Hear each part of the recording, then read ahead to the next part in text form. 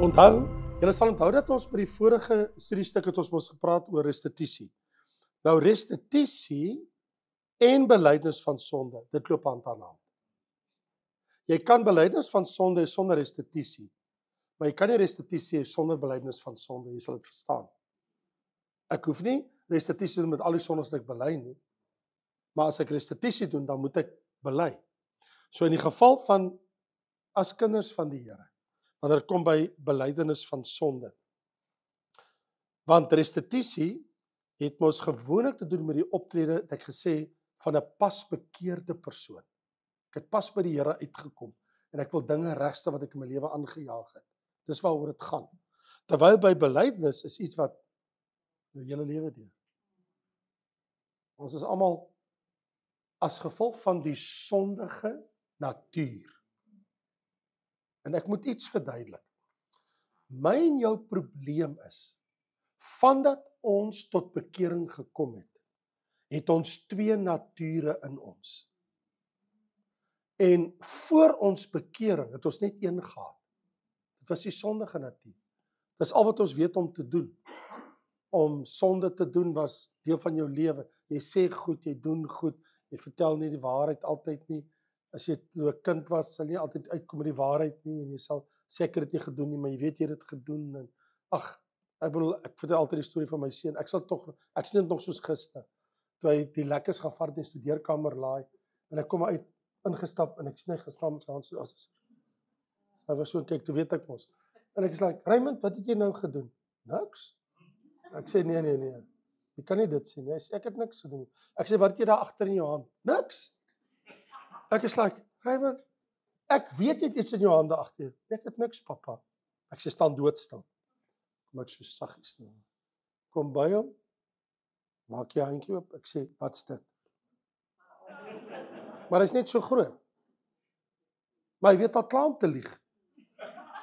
Hy's net so groot. Ek het hom nie so geleer nie. En is 'n pastorie, jy verstaan om die waarheid te praat. Hy's net so groot. Maar dit sê dis in the nature. Jy weet?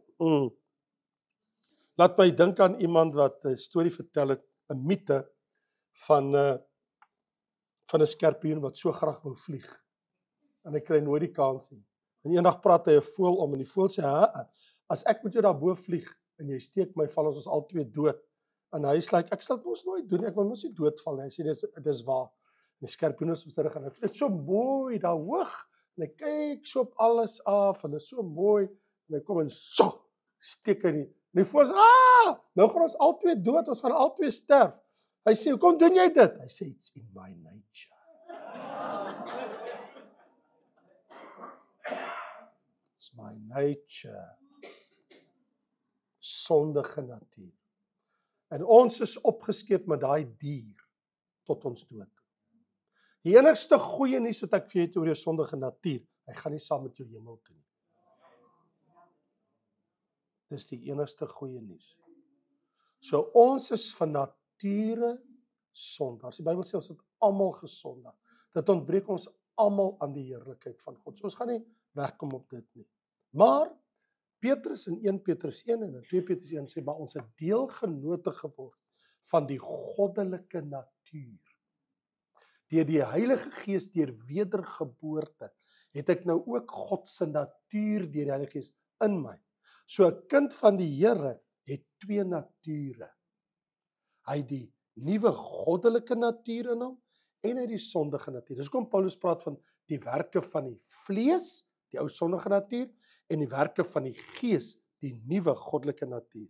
So as ek lewe volgens die nuwe goddelike natuur, dan sal ek die vrug van die Gees dra. Galasiërs 5:22, liefde, blydskap, vrede, goedheid, lankmoedigheid, vriendelikheid, selfbeheersing en al daai dinge. So daar's die vrug van die Gees van die nuwe natuur. En die nuwe natuur kan nie sonde doen nie. Dat is die beste plek vandag wat jy kon amen gesê het, and you missed it. Ek sê, die nuwe sondige natuur kan geen sonde. Jy geweet, hier staan in 1 Johannes 3, vers 8, vir hierdie doel het die Seun van God verskyn, om die werke van die duiwel te verbreek. elkeen wat uit God gebore is, 1 Johannes 3 vers 9, doen geen sonde nie, omdat hy sy saad in hom bly, en hy kan nie sondig nie, want hy is uit God gebore. Nou, hoe is dit moontlik? Hoe kan die Bybel sê, ek kan nie sonde doen nie? Ek weet dan, ek doen sonde. Ek kan nie sonde doen nie. Die nuwe goddelike natuur kan nie sonde doen nie, want hy is uit God gebore. Dit is my sondige natuur. So, as ek nou, as kind van die Here, nou dat ek my sonde bely het, en by Jesus uitgekom het, en ek gaan voort met sekere sondige praktyke, of begin sekere sondige goed aanleer, en nou doen ek dit. Wat is besig om te gebeur? Ek voed en ek voer die ou sondige natuur. En dan word hy al hoe sterker. Jy gee hom kos. Maar, as ek breek met dit, met alle bekende sonde, en die heeltyd hom in bedwang hou, en ek voed die nuwe goddelike natuur, met wat ek volgens die Gees wandel, en ek dra die vrug van die Gees, wat gebeur met hom? Hy word al hoe sterker en sterker, wat dan eintlik beteken, dat by 'n kind van die Here wat geestelik sterk geword het, dis so. Die goddelike natuur oorheers die sondige natuur totaal. Terwyl, baie is so, hulle is gelyk. Die persoon loop en val lewe. Dan is alles fyn en dan is dit fyn, dan is dit nie meer fyn nie. Dan is dit fyn en dan is dit nie meer fyn nie. En dan is daar 'n paar van liewe Jesus se kindertjies, hulle leef so. Wat het probleme? So, as ons praat van belydenis van sonde, het dit mos te doen met, toe ek by Jesus uitkom, het ek na hom toe gekom as 'n sondaar. En ek hoef nie 'n lys van al my sondes vir hom af te lees nie. Want nommer 1, ek kan net 1/1000ste onthou van wat ek alles aangevang het in my lewe. En 2, wat van die sondes van, in Engels is 'n mooi woord van Afrikaans nalating, sins of omission, goed wat ek moes gedoen het, wat ek nooit gedoen het, wat van daai lysie? Ek is daar ook skuldig. Ek is skuldige wat ek aangevang het, wat ek moes gedoen het nie, en ek is skuldige wat ek nie gedoen het, wat ek moes gedoen het. Ek is al twee kante skuldig. Right. So wanneer ek na die Here toe kom, en my hart breek, en ek vra sy diepe vergifnis, kom ek as 'n sondaar na God toe, hy red my, hy maak my sy kind, nou is ek 'n kind van God. Ek is nie meer 'n sondaar nie. Want ek het nou die goddelike natuur in my. Dit het verander. Dit beteken nie ek kan nie sonde doen nie, maar ek is nie 'n sondaar nie. Daar's 'n groot verskil. Daar's 'n groot verskil om na God toe te kom as 'n sondaar en na God toe te kom as sy kind. Wanneer ek as 'n sondaar kom, kom ek met al my sondes. Wanneer ek as sy kind na hom toe kom, kom ek oor 'n sonde wat ek hier of daar of dat gedoen het en ek vra sy vergifnis. So as 'n verskil. So, kom ons praat uit oor die aard van belydenis. Dit is net gou almal verstaan, is ons op dieselfde bladsy. Sonde word eerstens, daar sondes wat ek net aan God bely en hom vergifnis vra. Niks te doen met my vrou, niks te doen met my kinders, niks te doen met die kerk, niks te doen met die gemeente, niks te doen met my vriende, niks te doen met ander kinders van die Here nie. Dit is sondes wat ek aan God alleen bely, want ek weet, hy weet wat ek gedoen het, en ek is jammer daaroor en ek vra sy diepe vergifnis as my hemelse Vader. Want, as jy begin om dit te vertel vir ander Christene, dan het jy 'n groot probleem. Want jy het ons 'n sekere kerkgenootskap wat glo, jy moet dit aan jou broer bely. Wel, ek het baie moeilikheid. Want my broer is 'n mens. En my broer kan soms sy mond nie hou nie. Laat my dink aan die 3 predikante. Hulle gaan eet, tot klaar het, sê die 3 predikante vir mekaar, vandag gaan ons mekaar hier uitsorteer. Okay, broer? 3 buurgemeentes, 3 dorpe naby mekaar. En hulle sê, okay, van die oudste tot die jongste. Hulle vra vir die oudste man, okay, dis jou beurt vandag. En hy sê, broers, ek moet bely. Ek kan my oë nie van daai mooi vrou in my kerk afhang nie. Hy sê, broers, as ek hulle sien, hulle is so mooi. Dan sê, ai broer, ons voel saam met jou. Tweede een se beurt. Hy sê, "Woe, ek kan my hand uit die geldsak uithou nie." Hy sê, "Hoor, as ek my kry dan my hand is maar daar in die geldsak." En die derde een het niks te sê nie. Hy sê, "Maar jy kan dit nie doen nie. Jy moet nou sê wat is jou swakheid?" Hy sê, "Ek kan my bek nou, ek kan nie wag om hier weg te kom nie. Ek kan nie my mond hou nie." Hy sê, "Ek kan nie wag nie." Hy sê, "Kinders is my groot probleem. Ek het 'n storie om te vertel."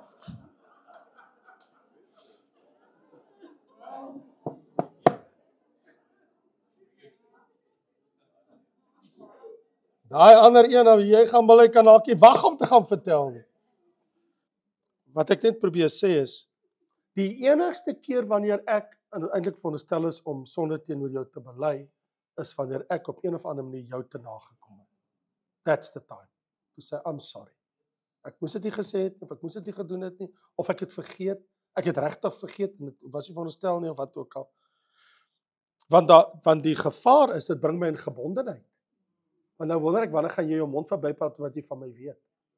Jy weet goed van my. Wanneer gaan jy agter my rug praat? Nou het ek 'n ander probleem.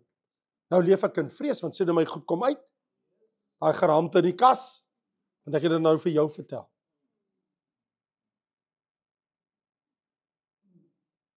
Een ander keer is, wat ek nie van hou nie, in die ou dae in Pinkster, ek hoor dit nou nie baie nie, maar in die ou dae in Pinkster, as jy altyd hoor, as iemand in die kerk opstaan, hy wil net getuig van hoe die Here sy siel gered het. Hoe ek gesuip het en my vrou geslaan het, my kinders geskop het, en dan vertel hy nou al sy, voor die hele gemeente, ne? Dan word hulle nou vertel, en hoe diep die Here my gered het, en hoe ek gevloek het, is amper asof hy flirt daarmee, is vir hom lekker om dit te vertel. Jy's veronderstel om skaam te wees, nie lekker te kry met te vertel nie. En die ander ding ook is, jou gevaar is, as jy jou mond oopmaak, en jy begin ander mense al jou stories vertel, dan is die druk daar, op daai persoon, want hy moet die hele tyd sy woorde oppas, net te vertel hy dit, sonder hy dit bedoel het, sê hy iets oor jou. Nou het jy op daai persoon druk gesit, want hy moet die hele tyd te wag voor sy mond hê. Ek bedoel, dit gebeur mos met Koinonia as 'n jong mens, en dan mos nie daai probleme nie. Hulle praat mos nie van mekaar. Hulle is net lief vir mekaar, nie. Ek bedoel, dit gebeur nie by julle in Mosselbaai nie, right? Julle doen mos nie sulke goed. So wat ek sê is, jy sal ook sien daar by jou, wanneer ons praat van die belydenis van sonde, dat ons moet gedagtig daaraan wees. As jy dink, sê vir my, hoe verstaan jy Psalm 51? As ek dit nou vir jou lees, hoe sal jy voel as dit jy was? Hoor wat sê hy? Dawid. Toe Nathan by hom kom, omdat hy met Betseba gaan lol het, die mooi kaal vrou wat daar gebad het en vir die dak af gekyk, en sy's 'n getroude vrou, en hy het al sy goed aangejaag. En die profeet kom en hy sê vir hom, God sê, ek het alles gesien, koning Dawid. Hy weet wat jy gedoen het. Maar hoor hoe bid hy. Hy sê, my God, wees my genadig, o God. Delg my oortredinge uit na die grootheid van u barmhartigheid. Was my heeltemal van my ongeregtigheid en reinig my van my sonde. Ek ken my oortredinge. My sonde is altyd deur voor my. Teen u alleen het ek gesondig en gedoen wat verkeerd was. In ongeregtigheid is ek gebore, in sonde het my moeder my ontvang. Vers 9. Ontsondig my met hyssop, dat ek kan rein wees. Was my dat ek witter as sneeu kan wees. Vers 11. Verberg u aangesig vir my sondes.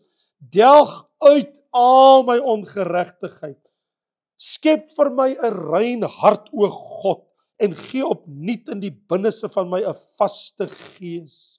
Verwerp my nie van u aangesig nie. Neem u Heilige Gees nie van my weg nie. Gee my weer die vreugde van u heil. Gee my gewillige hart. Vers 19. Die offers van God is 'n gebroke gees. 'n gebroken verslae hart sal u, o God, nie verag nie. Wat hoor jy in hierdie woorde? Hierdie man is stikkend. Hy's gebroken. Om die minste te sê. En hy het bitter spyt oor wat hy in die lewe aangevang het. Natuurlik, sy sonde het uitgekom, want hy is die koning van Israel, en God het besluit, hy gaan dit nie wegsteek nie. So Dawid, hy het grootliks aangejaag. Hy bedoel, hy is verantwoordelik vir daai man se dood. Haar man, Uria, hy het dit gereël met Joab. Bring hom heel voor in die oorlog, trek terug, laat hulle maar van bo die muur, hulle hom doodskiet. Wat toe gebeur het. So hy het dit alles beplan. Maar wanneer ek aan Dawid dink, en ek gaan na 'n boek soos Esegiel, en ek sien daar tussen Esegiel 33, 34 en Esegiel 37, wat God oor Dawid sê. Ek het nou weer hierdie week gelees, inteendeel, want ek wil nou iets doen met die boek Esegiel, toe gaan sit ek weer, ek gaan kyk weer indringend na die boek Esegiel, ek het so begeerte, in my hart te begin opkom om te praat oor die boek Esegiel, maar nou wil ek iets vir julle vertel. En ek gaan kyk weer wat God oor Dawid sê. Wie, as jy nou Esegiel gaan lees in daai hoofstukke, al tussen 33, 34 en 37, 38, 37, dan sê die Here deur Esegiel die profeet, hy sê, ek gaan Dawid weer uit die dood uit opwek. Ek gaan Dawid 'n vors maak saam met Christus die Messias. Christus sal die koning wees, en Dawid gaan sy vors wees, hy gaan tweede in bevel wees. Dit gaan alles in 1000 jaar vrederyk gebeur. God se vergifnis is so volkome, hy gaan Dawid tweede in bevel maak van die hele aarde, in die 1000 jaar vrederyk wat kom. Dan vertel jy vir my, God vergewe nie van harte nie. Maar ek het vir jou 'n ander stukkie nuus. Die beste nuus wat ek vir jou het oor belydenis, vergifnis. Vir my, die grootste nuus in die hele Bybel, behalwe dat daar is die lam van God wat die sonde van die wêreld wegneem, is vir my Jesaja 65. Ek weet nie of jy weet wat wag vir jou nie. Met al jou vorige sondes en die sondes waarmee jy en ek besig is. Hier staan in Jesaja 65, vers 17. God sê, ek skiep 'n nuwe hemel en 'n nuwe aarde, en aan die vorige dinge sal nie gedink word, en sal die hart nie opkom. Die Here sê, die dag as ek 'n nuwe hemel en 'n nuwe aarde skep, gaan ek jou brein fast forward, jou hard drive. Jy sal nie een enkele sonde onthou in alle ewigheid van wat jy op aarde aangevang het. Is alles weg. Dis die beste ding wat ooit met ons kan gebeur.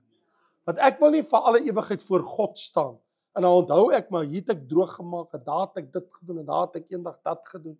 Wat wonderlik is, dink vir 'n oomblik daaroor, alles wat in jou lewe gebeur het, vergewe God jou, totaal, geheel en al, van harte. Jy sal in alle ewigheid voor hom staan, en jy sal nie eers kan onthou van iets wat jy op aarde verkeerd gedoen het. Dis weg. Hier staan dit. Die vorige dinge sal nie in die hart opkom, hulle sal nooit meer daaraan dink nie. Is dit nie wonderlik nie? Dis die beste ding wat met ons almal kan gebeur. So, ja, ek bely aan God alleen, maar, soos Jakobus 5 vers 16 sê, is 'n tweede ding, God en die mens, waar sonde gepleeg is en 'n ander persoon daarbey betrokke was. Nou sit ek en iemand anders. Jakobus 5 vers 16. Moet sulke sonde by God en die betrokke persoon bely word. As verskeie persone betrokke is, moet belydenis by God en by hulle gedoen word. In ander woorde, as jy weet, willens en weet as jy teen iemand gesondig, dan kan jy dit doen. Daar kom tye waar die Bybel sê, gaan na jou broer toe en vra hom om vergifnis. There's times in your life you have to do it, om te sê ek is jammer. Soos Matteus 5 sê, as jou broer iets teen jou het, gaan jou en versoen jou met jou broeder, en die oë skuif gewoonlik na ons toe. Maar dit is soos, as jy byvoorbeeld in Matteus 18 kyk, as jou broer teen jou sondig gaan bestraf hom, as hy nie luister nie, neem nog 1 of 2 met jou saam, as hy dan nie luister, sê dit vir die gemeente, as hy dan nie luister nie, ignoreer hom, draai om en stap weg. Verstaan jy wat ek sê? Ek kan vir jou sê, ek is jammer, maar as jy jou hart gebak en harde gat hou, en jy weier, omdat die verhouding moet regkom, want jy het bitterheid, en jy wil dit nie uit jou hart uit kry nie, dan is ek vry by God. Dan moet jy maar voortsikkel, want dit is nou tussen jou en die Here. Verstaan jy? Of dit nou jou ouers is, of dit jou kinders is, of dit familie is, of dit vreemdeling is. Die onus is by jou, waar jy sê ek is jammer en as daai ander persoon dit nie wil aanvaar of jy wil vryspreek, dan word die onus op hom, nie meer by jou nie. Verstaan? En as jy vergewe het, dan is dit vir jou vergewe. As hulle nie wil nie, dan is dit nou maar so. Hoeveel keer? Hoeveel is dit? 490 keer. Dis soos 'n Kosie wat in sy ma se deur klop. Hy sê vir haar, I've had it. En sy sê, wat is dit? Hy sê, is dit? Maat gesê, ek moet sussie vergewe. Het ek dit neergesê, 490 van hulle. Van nou af, niks word meer vergewe nie. Toe het hy 'n lysie gemaak. Elke keer as sussie iets gedoen, dan geskryf hy dit in sy boekie neer. Sê, ek het dit teen sussie. Nee, moenie boek hou nie. En natuurlik God in die kerk, want dit kan wees dat jy teenoor die kerk gesondig het. Dis 'n ander ding. Ek wil daar kom 'n tyd, wanneer as jy in die kerk in oneer gebring het, soos byvoorbeeld, as jy 'n plek vat soos 2 Korintiërs, hoofstuk 2, vers 5 tot 8, Paulus sê, as iemand droefheid veroorsaak het, het hy my nie bedroef nie, vir so iemand is bestraffing deur die meerderheid genoeg, dis ou in die gemeente, want hy skryf van die gemeente van Korinte, sodat hy julle hom daarenteen liewer moet vergewe en vertroos, deur so iemand, dat hy nie miskien deur al te groot droefheid verteer word, daarom vermaan ek julle om die liefde aan hom te bevestig.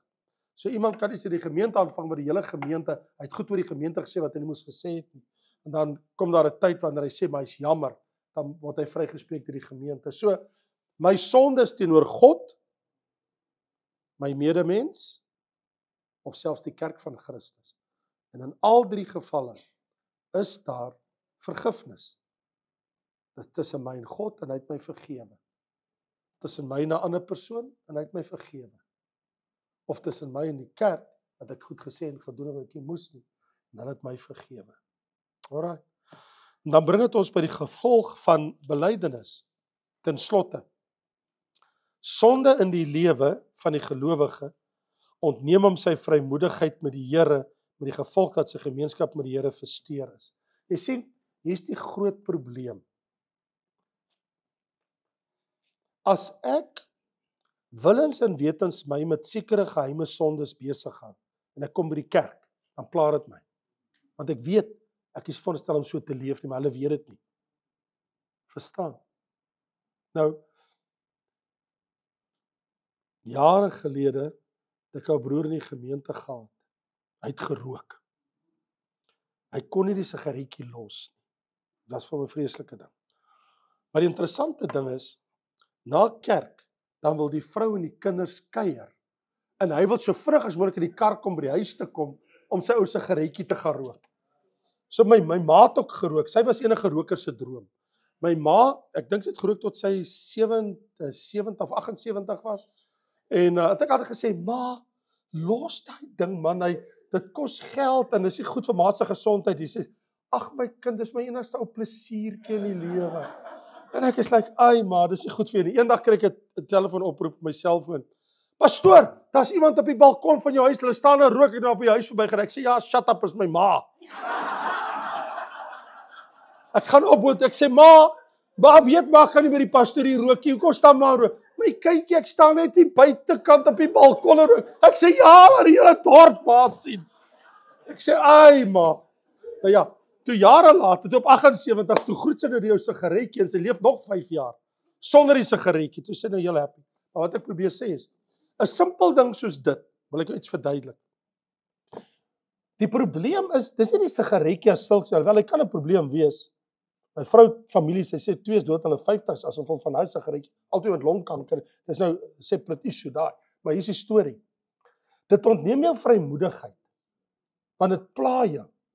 Nou ryk jy na die goed, en jy lyk na die goed, okay. En nou, dis 'n interessante ding, maar nou, hier is die ding. So as jy nou by die werk is, en jy sit in sye nou in daai ding, maar nou wil jy nou net vir iemand vertel, wat het Jesus vir jou die week gedoen? Dan moet jy hom nou daar neersit, en nou, wat gaan daai persoon van jou dink? So wat ek wil sê is, sekere sondes steel jou getuienis. That's the problem. Probleem is nie die sigaretjies so nie, miskien is ook nie van julle wat 'n stryd daarmee het, maar hier's my punt. dit ontneem jou getuienis. Want nou gaan ander mense sê, nee, maar kyk wat doen hierdie ene. Hy sit en rook hierdie sigaar, of hy's dit en dat. Laat my dink aan die twee predikante. So die een sê vir die ander predikant, hy sê, broer, ek kom Sondag by jou preek, want dan weet hy, want die predikant na 'n diens, hy rook sy sigaretjie saam met die kerk, stel nou daar buitekant, dan sy hulle nou daar in die sigaretjie, en hulle kuier, in die sonnetjie, en dan gaan elke, dat doen ons baie in die Vrystaat, daar waar ek vandaan kom ook. Ok, so dis nou sulke tyd. En toe hulle nou klaar is met die diens, toe gaan eet hulle nou, en die een predikant besluit, maar hy gaan met sy broer praat oor sy gerook, want die mense praat van die predikant van hy rook nou. En, maar hy self, hierdie ander predikant, hy's baie lief vir perde. Anyway, hier is die lang storie, kort nou.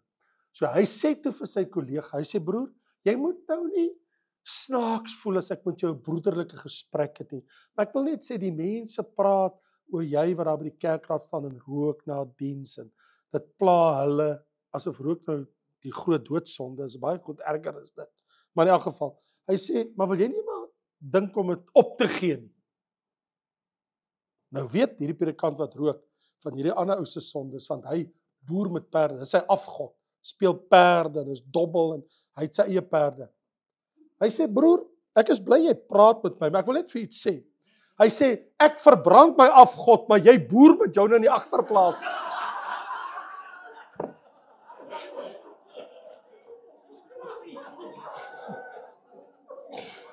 So wie het groter sonde voor die Here? My afgod verbrand ek en jy boer met jou nou. Sê, kan ook nie wen met so klomp mense nie, right? Dis maar die goed wat jy so optel met die bediening met die broers. Nou ek sonder dit maar net dit uit. Maar wat ek net wil sê is, daar sekere geheime sondes, dan daar sekere sondes oop en bloot is. En jy weet in jou hart wat is gesond vir jou en wat is nie gesond nie, wat is reg en wat is nie reg. En waarmee stryd. Maar hier's die ding.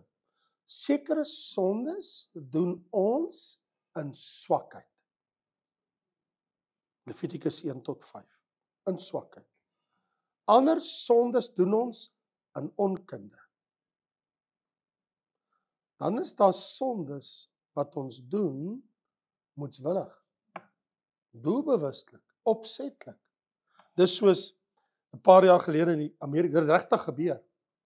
En ek het nooit die predikant ontmoet, dis nogal van ons kerk, in die Church of God, van Cleveland, Tennessee, hy was 'n prediker geweest, maar hy was in, gaan nou vir die plek sê, ek sien, Mobile.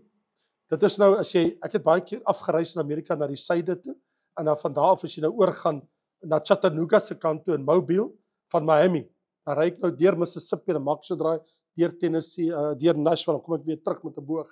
Nou daar in Mobile, want ek ken 'n vriend van my, hy was 'n predikant vir 20 jaar in Mobile, ek sien hom voor my kop, Manning Thornton. En so ek dink ek sal hom nou sien oor 'n paar weke in Dakar, Senegal, want ek gaan 'n opleiding doen daar. Maar nou hier's die storie. So in Mobile kom 'n pastoor in die moeilikheid, sy kerk finansiëel, en hy besluit nie, hy gaan die Here help, en hy gaan roof 'n bank. Hy roof 'n bank, en hy betaal daarmee die kerk se skuld.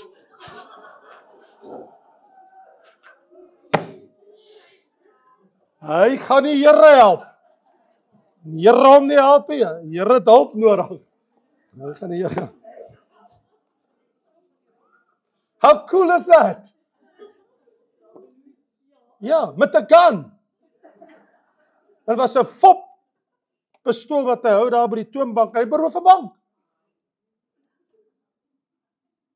Hy stoot uit ons bediening uit daar in Amerika. Maar hy het toe tot inkeer gekom. Hy het belydenis gedoen. En vandag, die laaste wat ek nou gehoor het van hom, seker so 5-6 jaar terug. Ronnie Heppery, my ou vriend daar van Townsend, by die Smokies, waar ek altyd gaan by die Cherokee Mountains in Amerika elke 2 jaar, as ek klaar is, en ek elke 2 jaar moet ek wees met vergaderings in Amerika, my vergaderingsklaas, dan gaan ek altyd na die Smokies toe vir so 5 dae, met die vrou voordat ons huis toe kom. Ons was nou verlede jaar met Wessel en ons dogter hulle daar. En hy sê vertel hoe geniet hy dit daar by die smokies. Maar hier is die storie. Toe vertel Ronnie my nou van die preek, want hy ken hom persoonlik. En ek dink hy het nou vir my onlangs gesê dat hy's nou in 'n gemeente, hy's in leierskap in die kerk, maar hy's nie predikant van die kerk nie. En hy besef dat hy gedoen het is fout, want jy weet, daar kon mense geskiet gewees het, hulle kon hom geskiet het. Daar kon dinge gebeur het.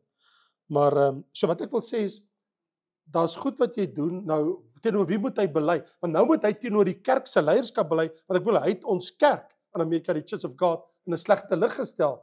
I mean, kan jy imagine al die opskrifte in televisieopnames, pastoor help God beroof 'n bank. Ek bedoel, hy en die Here saam, hulle sal die kerk uitsort.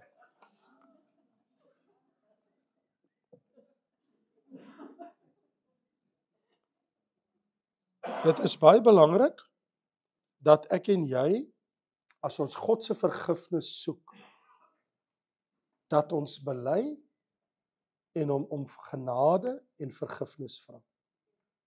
Jesus se bloed het alles betaal. Die feit dat 1 Johannes 1 vers 7 sê, dat die bloed van Jesus Christus reinig ons van alle sondes in die teenswoordige tyd, beteken dat Jesus se bloed is altyd daar as ek dit nodig het om te sê, Here, ek is jammer, ek vra om vergifnis. Dis die een ding. En dan die ander ding sê, as ons sondes bely, hy is getrou en regverdig. So ek en jy kan ook nie stil bly en maar net dink dat die Here sien dit. Want die ding is, sonde vertroebel die verhouding. Dis soos, as my verhouding met my pa nie reg was of my ma, dan vermy ons mekaar, totdat ek gaan en ek sê, ek is jammer wat ek gedoen, ek moes dit nie gedoen het nie. En dan spreek jou pa om ons vry en sê, my kind, is alles reg, is uitgesorteer, en dan gaan ons aan. En God doen dieselfde. Hy kom nie en sê, ja, maar onthou jy dit, maar onthou jy dat. Die Here hou dit nie teen jou, hy hou dit nie teen my nie. Alright. So die gevolg van belydenis is vergifnis. En my gewete is skoon. Ek kan voor die Here staan met 'n rein hart. Ek het hom om vergifnis gevra. My verhouding is weer skoon met die Here. En as jy dit nie doen nie, dan is die verhouding vertroebel. En jy kan nie met vrymoedigheid kom dinge vra nie, want jy voel die hele tyd, en as jy wil, dan sê die duiwel, maar onthou jy dit. Die oomblik as jy wil bid, dan sê, nee, maar wat van dit in jou lewe? En dink jy die Here, dis wat gebeur. Maar die oomblik as jy oop is, en jy is transparant, en alles is oop, en jy vra die Here, en die Here vergewe jou, dan kan jy aangaan met jou lewe. So, sondebelydenis is baie belangrik. En ook restituisie as jy pas tot bekering gekom het. Amen.